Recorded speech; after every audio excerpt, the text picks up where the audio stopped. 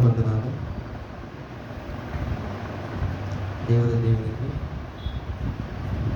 ఈ సాక్షాత్తులను నిలబెట్టుకున్నందుకు కృతజ్ఞతలు చెల్లించుకుంటున్నాను. అవకాశం ఇచ్చినటువంటి దైవ సేవకులు కూడా వందనాలు తెలియజేసుకుంటున్నాను.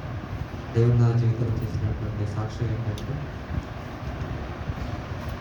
నా తండ్రి గారి పేరు ఆకాశ వెంకటేశ్వరులు. మా డాడీ అన్నిల కుటుంబాల నుంచి వచ్చినటువంటి వాడు. మా తల్లి దేవుని నమ్ముకొని దేవుని అడిగి దేవుని పైన ఆధారపడి జీవిస్తున్నటువంటి వ్యక్తి. వారిద్దరిని కూడా దేవుడు జతపరిచి దేవుడు మా నాన్న ఎంతో హింసించడం జరిగింది మా మమ్మీని. నా చిన్నప్పుడు ఇదంతా కూడా నా చిన్నప్పుడు అన్నమాట.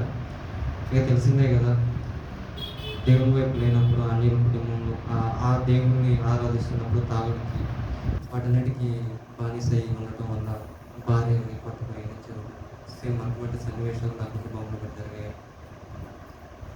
ఎప్పుడు కూడా జీసస్ని తిడుతూ ఉండేవాడు ఎంతో.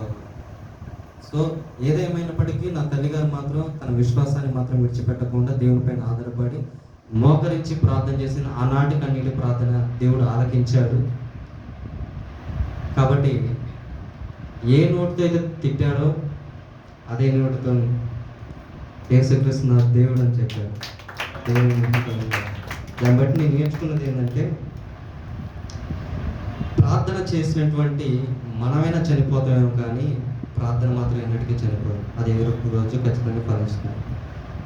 దేవుడు మా నాన్నగారికి ఇచ్చినటువంటి రక్షణ బట్టి ఎంతగానో కృతజ్ఞతలు చెల్లించుకుంటున్నాను. నా తండ్రి గారి గురించి, నా కుటుంబం గురించి ప్రార్థన చేస్తుందో మిమ్మల్ని వేడుకుంటున్నాను. Thank you.